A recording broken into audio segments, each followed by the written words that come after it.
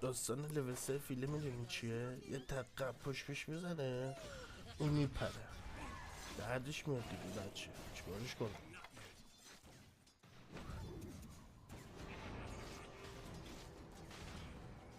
اول بازی فرس رو دادم، ولی من چون آدم عقده‌ای هستم باید جبران کنم و اینم جبران شده شه. بفهم دیدی؟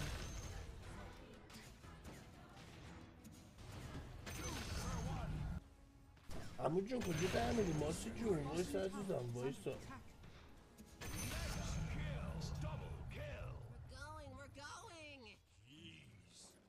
Your bottom barracks are under attack.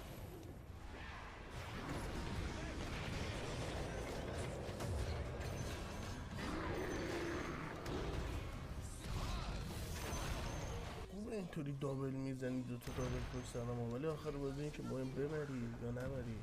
تو مطمئنم هم نمیخوایم ببریم دیگه، چون دو نفر افتایی کردن و کاری از دستمون بر نمیاد. ویدیوهای بعدی شما فالو کنید، خوشحالی بیشتری واسه میذارم.